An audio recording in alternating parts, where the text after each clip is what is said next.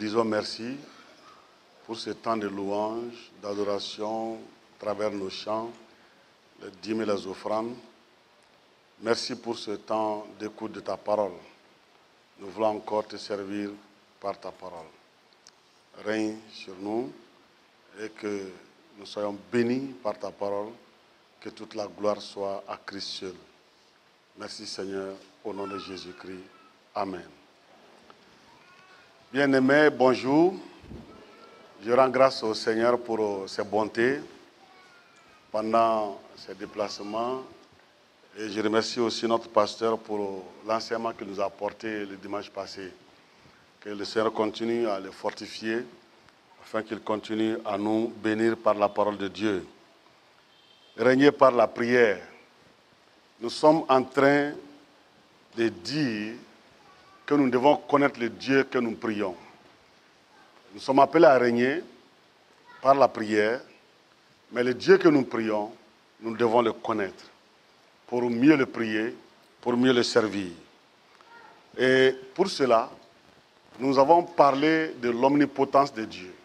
Nous avons parlé de l'omniscience de Dieu. Dieu est le tout potentiel. Dieu est toute la connaissance. Et nous avons parlé la dernière fois de l'omniprésence de Dieu. Dieu est présent dans sa création, mais il est différent de sa créature.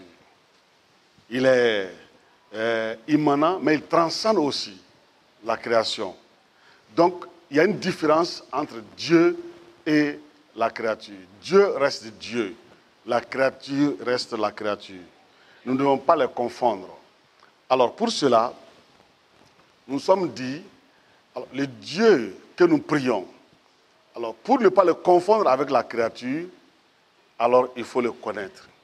Et c'est pour cela, alors, nous avons dit que adorer Dieu, c'est faire la différence entre Dieu et la créature. Dieu est présent dans sa création, il est présent parmi nous.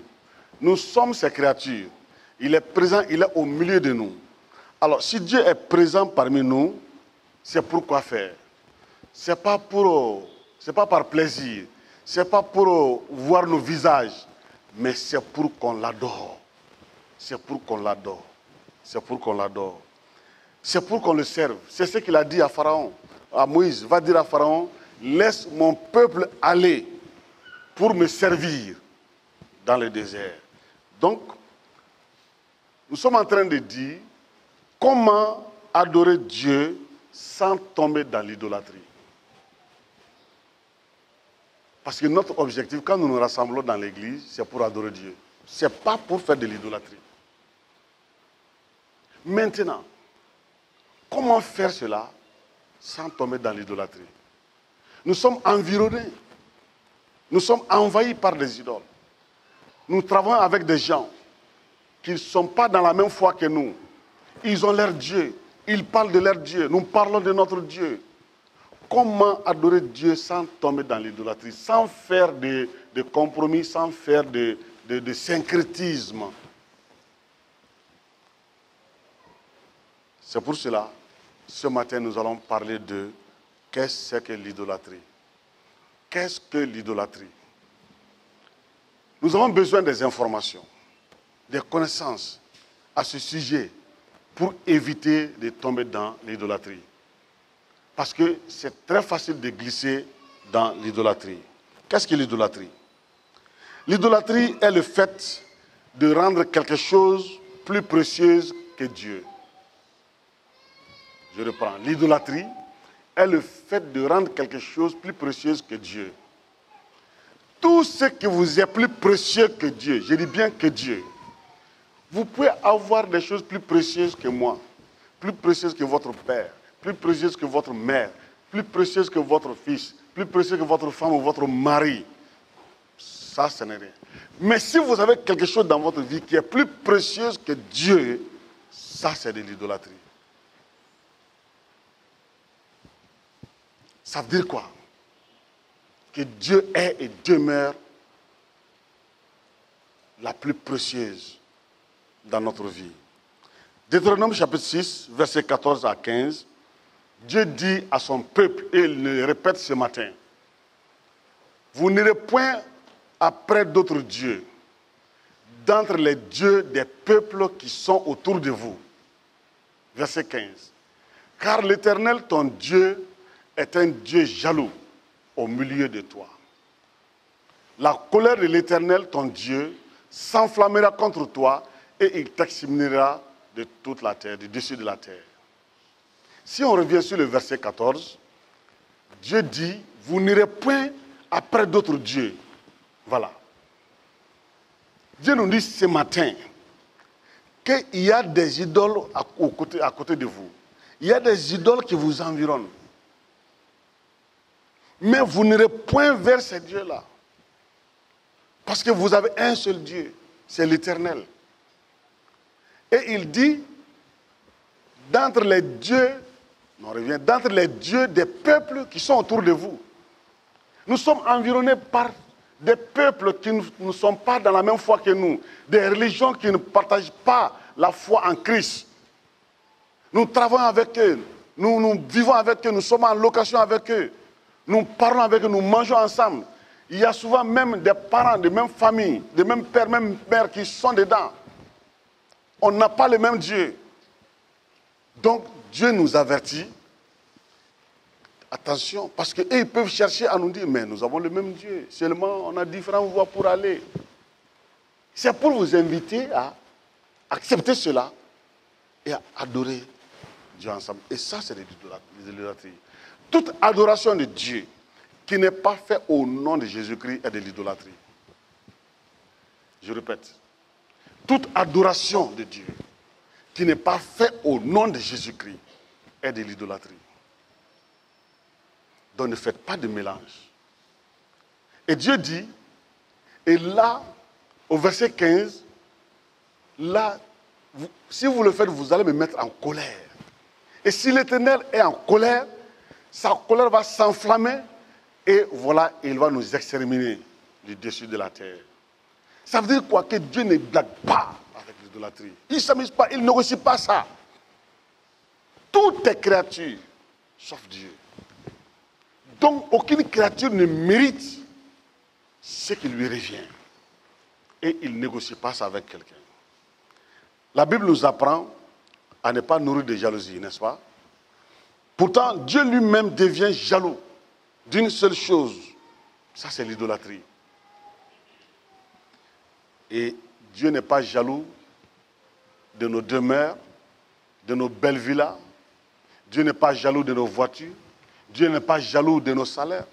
Dieu n'est pas jaloux de nos femmes, de nos maris, de nos enfants. Tout ce que nous pouvons penser qui nous appartient en pensant que Dieu est jaloux de ça, tout cela est pouf aux yeux de Dieu. C'est zéro, ce n'est rien. Dieu est jaloux d'une seule chose, l'idolâtrie. Et la plupart d'entre nous sont des idolâtres. Ça, c'est une lutte. Et quand je dis nous, je fais partie. Nous luttons avec cela tous les jours. Voilà pourquoi nous avons besoin des informations qui nous aident à ne pas être idolâtres. Qu'est-ce que Isaïe va dire dans le chapitre 44, verset 9? Dieu dit, ceux qui fabriquent des idoles ne sont que vanité. Et leurs plus belles œuvres ne servent à rien. C'est pouf, c'est zéro. Ne servent à rien. Elles le témoignent elles-mêmes. Elles n'ont ni la vue ni l'intelligence, afin qu'ils soient dans la confusion. Dieu dit que les choses auxquelles ces gens-là, où nous aussi nous accordons de la valeur, ne valent rien. Dieu dit que ça ne valait rien. Et tout ce que vous croyez plus précieux que Dieu, c'est une idole. Ça ne vaut rien. C'est Dieu qui le dit, ça ne vaut rien. Quand Dieu dit ça ne vaut rien, ça ne vaut rien. Remarquez le mot valoir. En anglais, c'est worth.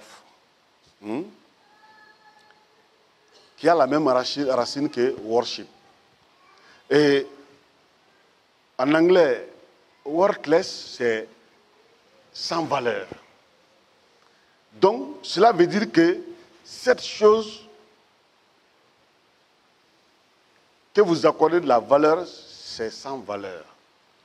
La valeur est déterminée par Dieu, pas vous ni moi.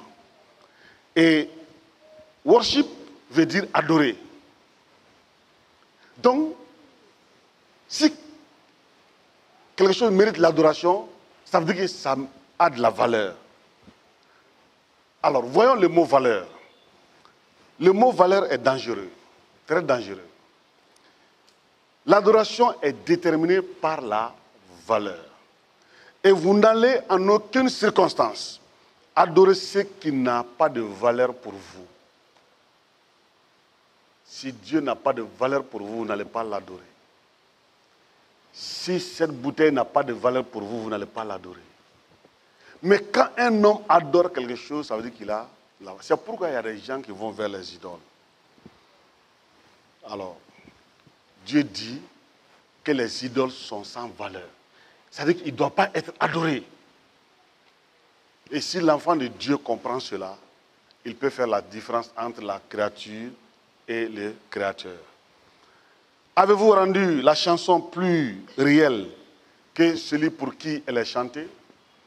Nous chantons tous dans le culte, n'est-ce pas?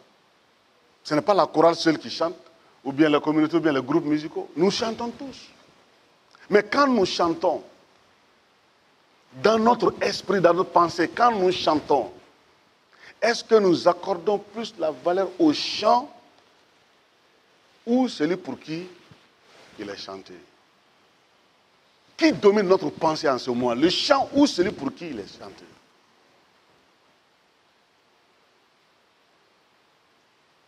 Quand on criait tout de suite au chant de la communauté camerounaise, on criait pour qui? Parce que le chant était beau ou bien pour celui pour qui c'est chanté? Il est possible que nous soyons absorbés par l'éloquence des chants ou même de nos prières. En choisissant des gros mots, du français exceptionnel dans nos prières, on peut être absorbé par l'éloquence de nos prières, par l'éloquence de nos chants, même par l'éloquence de nos messages. Je dis bien, ça concerne même moi aussi. Alors, si nous réalisons que ce que nous faisons a plus de valeur que celui pour qui c'est exécuté, alors attention, nous tombons dans l'idolâtrie. Parfois, nous sommes plus préoccupés par les mots de nos prières, de nos chants, que celui pour qui nous prions ou chantons. En ce moment-là, Dieu ignore notre prière. Dieu ignore notre chant. Dieu ignore notre message.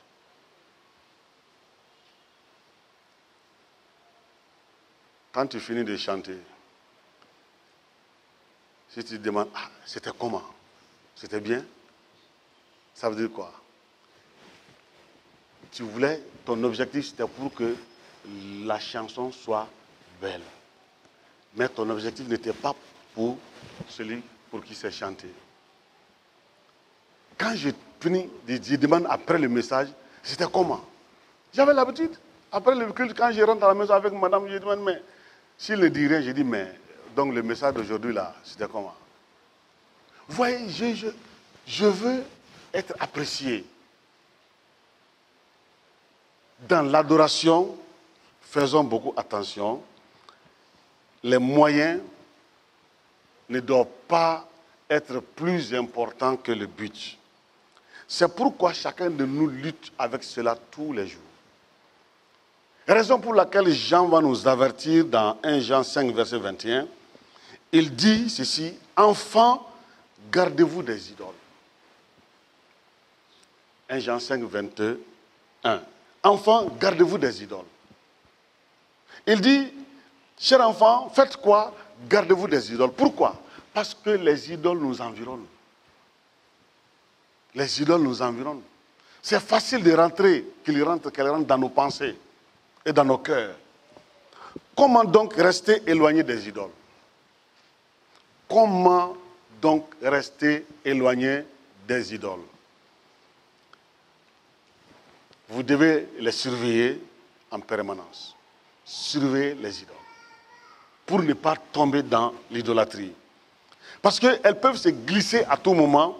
Et c'est pourquoi, un jour, vous pouvez être dans une grande adoration, et Dieu est dans votre adoration, mais le lendemain, Dieu n'est pas là parce que vous avez glissé dans l'idolâtrie. Ou bien une idole s'est glissée dans votre adoration. Alors, si quelque chose a plus de valeur, même pendant 2 secondes, dans votre pensée plus que Dieu, alors c'est de l'idolâtrie. Et en ce moment, Dieu se retire. Dieu ne tolère pas ça, il se retire. C'est pourquoi, alors, nous devons faire beaucoup attention et n'oublions pas pour qui nous chantons. Par exemple, quand nous apprenons un chant, souvent les officiants nous conduisent dans de nouveaux chants, ils veulent que nous apprenions les chants. N'est-ce pas? C'est bien.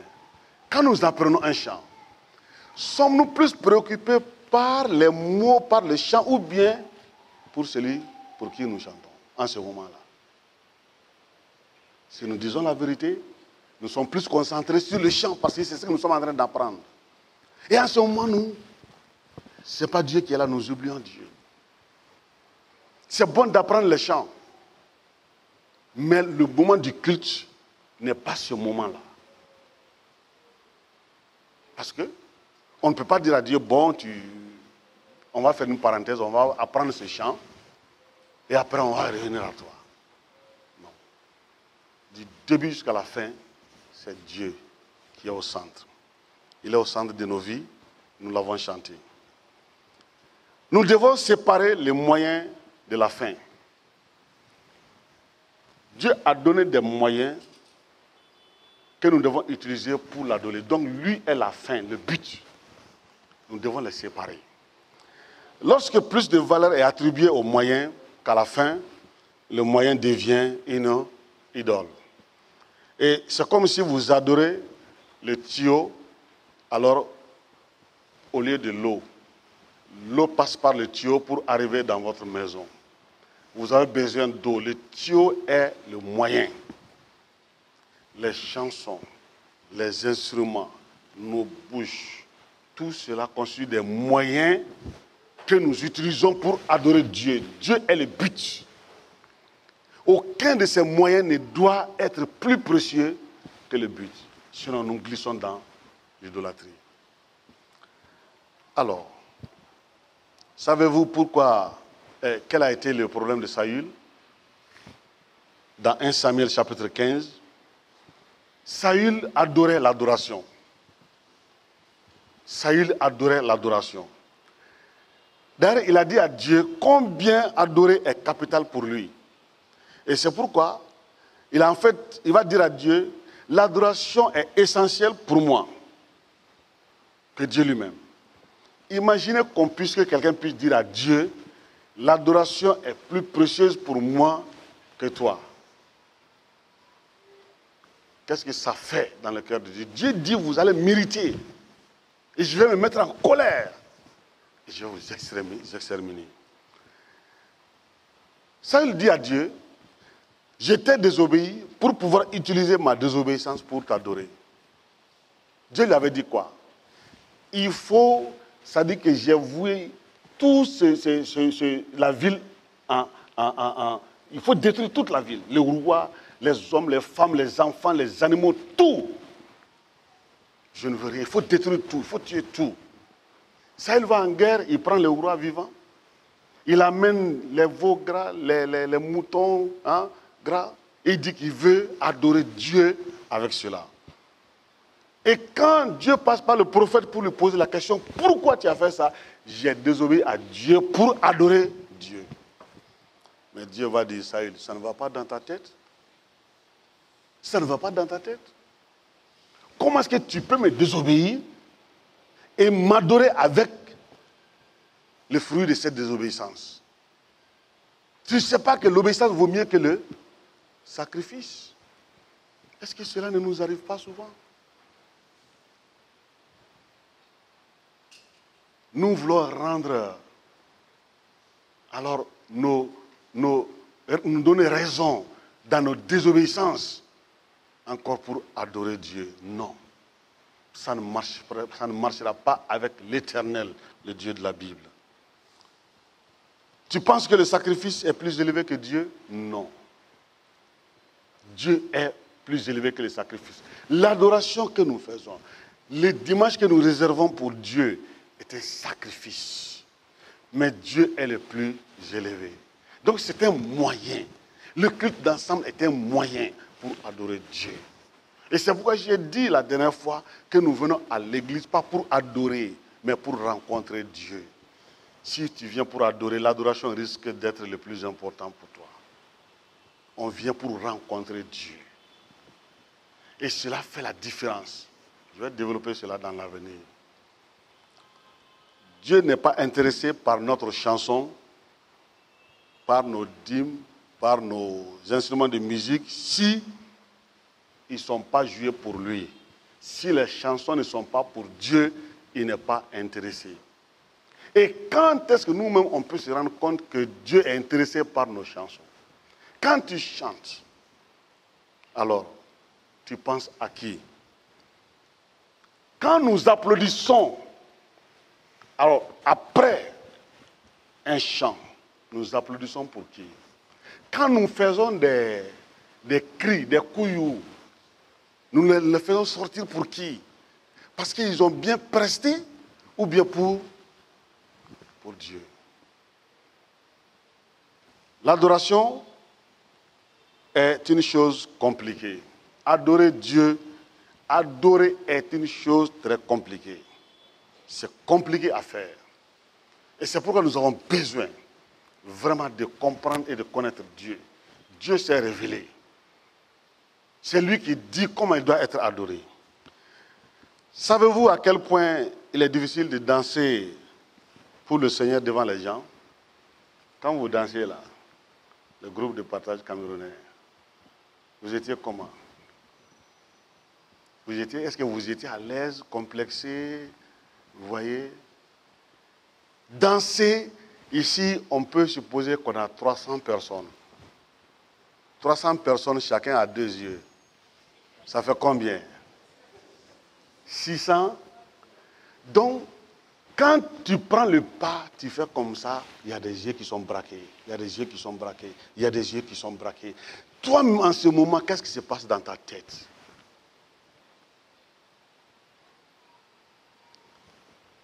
C'est dur de danser devant Dieu, et de danser pour Dieu devant les gens. Vous êtes conscient des gens. Vous commencez à penser à votre tenue, à votre rôle. Comment est-ce que je vais prendre la robe? Comment est-ce que je vais prendre mon pas? Est-ce que le pas va avec le tempo? Est-ce que ça va ensemble? Vous commencez à imaginer tout cela dans votre pensée. Où est maintenant Dieu dans votre pensée? Autrement dit, tout cela se passe au moment où vous essayez de vous concentrer sur Dieu, pendant que nous tous, nous sommes en train de vous regarder. Soudain, la chanson devient plus conséquente que le Dieu pour qui vous chantez. Et quand on écoute la chanson devient plus déterminante pour nous, alors plus que Dieu. En ce moment-là, et nous, et la chanson deviennent des idoles. Et après, on peut se demander, comment les gens ont approuvé notre chant aujourd'hui. Vous voyez? Dès qu'on pense qu'on ne demande pas à Dieu comment tu as approuvé notre chant, non, on se demande comment les gens nous ont approuvé. Vous voyez? Et souvent, ça nous arrive même dans la prédication. Comment les gens ont trouvé le message d'aujourd'hui? Ouais. Si cela est ma préoccupation, au lieu de demander à Dieu comment tu as trouvé ta parole dans ma bouche aujourd'hui, facilement on peut glisser dans l'idolâtrie. Quand le moyen devient plus important que la fin, vous avez une idole. À la fin de la chanson, alors nous devons demander à Dieu comment c'était pour toi. Souvent, c'est vous qui avez répété ensemble. Nous, on n'était pas là. Donc, quand quelqu'un fait une erreur, c'est vous qui le savez. Après, vous allez dire, mais toi, tu n'as pas bien joué, tu n'as pas bien chanté. Tu devais prendre le pas comme ça, premièrement, mais tu as fait comme ça. Vous voyez? Non. Laissez Dieu. Après tout ça, là, Dieu, comment tu as trouvé? On a chanté pour toi. On a dansé pour toi. Comment c'était? Alors, arrêtez de vous accuser, de s'en prendre à vous-même. Parce qu'on chante pour Dieu. On joue pour Dieu. On danse pour Dieu. Souvent, j'ai été tenté de cacher la vérité de Dieu pour plaire à certaines personnes. Ça m'est arrivé. Mais Dieu m'a repris. Si tu refuses de dire ma vérité, après on va se voir. Ça sera entre toi et moi. Vous voyez, n'acceptez pas que ça reste entre toi et Dieu. Ce n'est pas bon. Ça, au Damandila, ça, tu n'as pas avantage. C'est pourquoi nous devons avoir du courage. Dire la vérité de Dieu aux gens, c'est adorer Dieu. Si Dieu veut que tu fasses comme ça, il faut le faire. C'est ce que Saül n'a pas voulu. Si Dieu a dit à Saül de tuer tout le monde, il ne l'a pas fait. Si Dieu dit de dire une vérité à quelqu'un, il faut le dire dans les mots que Dieu te donne. Sinon, ça va chauffer après entre toi et Dieu. Nous devons faire attention à cela. C'est facile de critiquer les autres, mais plus difficile de se mettre à leur place, n'est-ce pas? Moïse, il a reçu beaucoup de critiques de la part du peuple, de la part même de ses parents, de sa famille, de ses proches. Mais il ne comprenait pas ce que Moïse vivait avec Dieu. Dieu n'a rien toléré de la part de Moïse, rien. Et c'est à cause du peuple que Moïse n'est pas rentré en Canaan. Dieu lui a dit, parle au rocher. Puisqu'il était déjà énervé à cause des murmures et de la pression du peuple, au lieu de parler au rocher, il a frappé le rocher. Dieu dit là, Moïse, tu as dépassé les bornes. Si le peuple, ces gens-là, avaient même maudit le rocher, et revenaient à moi après, j'allais les comprendre, je vais les pardonner. Mais toi, pas toi, toi tu es plus proche de moi. C'est différent avec ces gens-là. Plus on s'approche de Dieu, plus notre espace de manœuvre se rétrécit. On ne peut plus vivre comme on veut. Celui qui est loin de Dieu, il vit comme il veut. Il fait ce qu'il veut. Mais toi qui es proche de Dieu, tu ne peux pas faire ce que tu veux, tu ne peux plus vivre comme tu veux. Dieu rétrécit la marge de tes manœuvres pour que tu puisses demeurer en communion avec lui. Vous voyez? Et c'est pourquoi nous sommes tous appelés à nous approcher plus de Dieu. Le chrétien qui a peur de s'approcher de Dieu, il aime le péché. Ne doutez même pas de cela. Et il ne veut pas se séparer du péché. Quand tu parles de confession, tu vas faire 1000 messages sur la confession, ça ne dit rien, ça rentre ici, ça sort ici. Mais quand vous avez le désir de vous approcher de Dieu, d'adorer Dieu, de connaître Dieu, de rentrer en intimité avec Dieu, votre champ de manœuvre se rétrécit. Et vous ne pouvez plus parler comme les autres, vous ne pouvez plus vivre comme les autres, vous comporter comme les autres.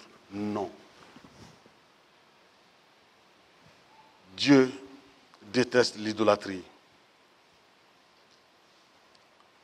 Dans le psaume 118, verset 58, Dieu dit, ils l'irritèrent par leur haut lieu et ils excitèrent sa jalousie par leurs idoles. Donc, les hauts lieux, les forteresses qui sont là, que les gens adoraient, alors a irrité Dieu.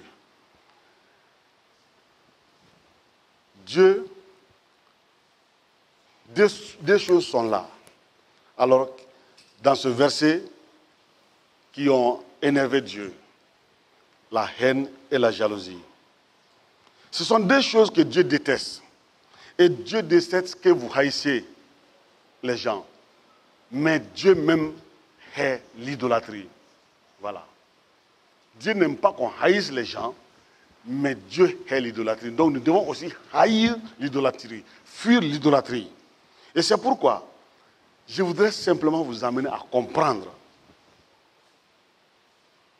notre combat et que nous sommes appelés à détester vraiment l'idolâtrie.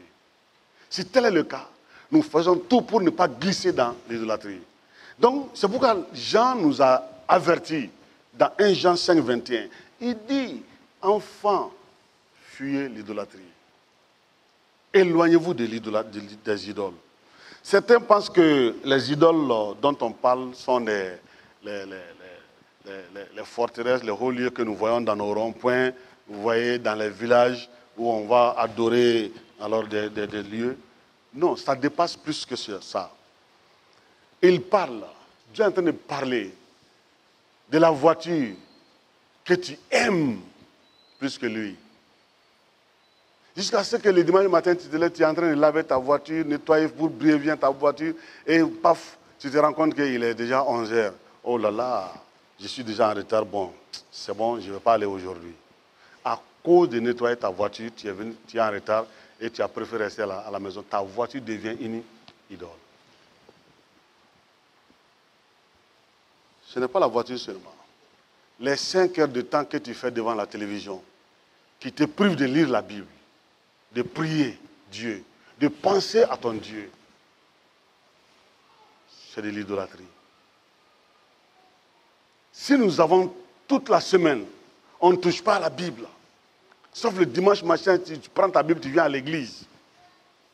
Toute la semaine, tu étais préoccupé par. Tu n'as pas pensé à Dieu. C'est de l'idolâtrie. Oui, c'est de cela que Dieu parle. Tout ce qui a plus de valeur que Dieu est une idole. Et notre bataille est de ce fait, alors, entre le Créateur et la créature. C'est notre bataille de tous les jours, dans toutes nos relations avec Dieu. Nous devons constamment batailler pour garder les bonnes priorités, telles que celle de savoir que le Créateur est plus important que la création. Ça, c'est notre bataille. Lorsque la créature devient plus importante que la créature devient plus importante que le Créateur, le résultat, c'est une adoration mal placée. Laissez-moi nous dire quelque chose. Nous sommes en perpétuelle adoration. Perpétuelle adoration. Alors, la seule difficulté est d'identifier le Dieu que nous adorons. Que nous accordons plus de valeur à quelque chose tout le temps. Quand cela devient alors plus grand que Dieu, nous sommes les adorateurs d'idoles.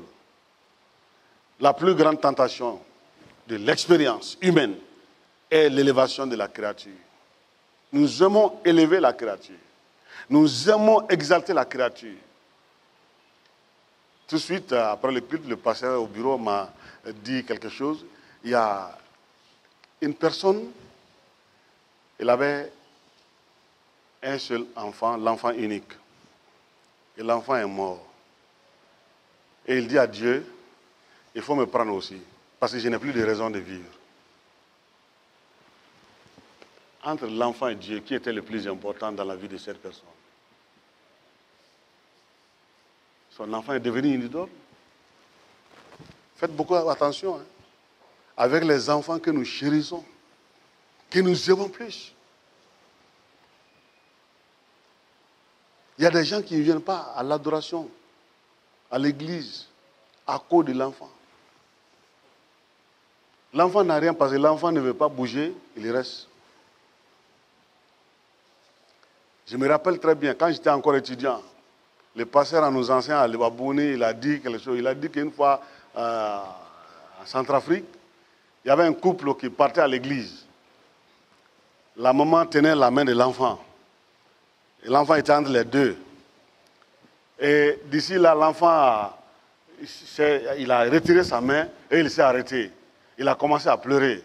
La main est venue, il a pris la main, il a traîné, ils ont continué à partir.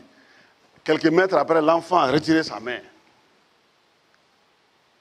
La maman voulait tirer l'enfant, le papa a dit, hey, laisse-le, viens, on va partir.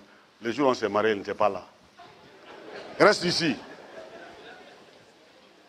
L'enfant a compris ça, il a couru, il les a rejoints. Il veut aller à l'église pour adorer, il veut faire le malin et retarder les parents. Il y a des gens qui viennent à l'église en retard à cause de l'enfant. Parce que l'enfant n'est pas prêt, il faut préparer l'enfant, il faut faire ceci, il faut faire cela. Je vais développer tout ça après. La distraction, nous sommes préoccupés par la distraction. Vous voyez? Et souvent la créature nous distrait. Dans l'adoration, là, même à l'église, souvent nous sommes distraits par des choses. C'est pourquoi, quand nous sommes au culte, tout ce qui peut distraire les gens, il faut l'éviter. Il faut l'éviter. C'est notre plus grand obstacle dans la vie. Nous luttons tous avec ces choses. Et comprenez que tout ce qui existe tire sa valeur alors de celui qui l'a fabriqué, de celui qui l'a créé. Donc notre valeur vient de Dieu qui est le créateur. Voilà. Et la source est par conséquent plus importante que la ressource. Voilà. Lorsque la ressource devient plus importante que la source, nous sommes dans l'idolâtrie. Voici le point crucial de ce message. Regardez très bien. Lorsque nous reconnaissons la source, et c'est là que nous commençons l'adoration. Lorsque nous reconnaissons que Dieu est la source de toutes choses, cette reconnaissance-là, dire cela à Dieu, voici l'adoration. Mais souvent, nos ressources deviennent plus importantes. C'est pourquoi quand un chrétien refuse de donner la dîme, sa ressource devient plus importante que lui. La dîme est donnée à qui? Si tu manges ta dîme, ça veut dire que toi-même, tu t'as donné plus de valeur que Dieu dit donne-moi la dîme. Tu dis non, moi je bouffe cette fois-ci. Tu deviens une idole toi-même. La dîme ne nous appartient pas. Ou bien? Et Jésus l'a confirmé. Il a dit je ne suis pas venu pour abolir la loi et les prophètes. Je suis venu pour confirmer, signer, attester. Et tout va s'accomplir. La dîme fait partie de la loi. Ne pensez pas que c'est dépassé. Hein? Celui qui vous a enseigné ça, il a donné un faux enseignement. C'est d'actualité jusqu'au retour de Jésus. Amenez la dîme dans la maison de l'Éternel. Mon frère, ma soeur, la vraie adoration commence quand nous reconnaissons la source. Je parle d'adorer Dieu, pas d'adorer quelqu'un, d'adorer Dieu. Et Dieu est la source, la seule source de toutes choses. Dieu est ta source, il est ma source. C'est pourquoi Jésus a dit, il est notre Père. Il est la source de tout le monde. Ouvrez vos Bibles. Maintenant, allez-y à la fin de l'Ancien Testament. Là où l'Ancien Testament prend fin, le Nouveau Testament commence. Ça, c'est le milieu, n'est-ce pas? Vous allez écrire là-bas en gros caractères, l'adoration est au centre de la Bible. L'adoration est au centre de l'Église, de la vie, de nos vies. C'est pourquoi Dieu a mis le tabernacle au centre du peuple. Il est au centre, il n'est pas au bout, ni à côté, il est au centre. C'est pour que quand tu tournes chaque fois que tu penses à lui, que tu lui dis tu es la source. Je reconnais que tu es la source. Que Dieu nous bénisse, que Dieu nous aide par son esprit à faire le discernement et à prier le Dieu que nous adorons, à connaître aussi le Dieu que nous prions.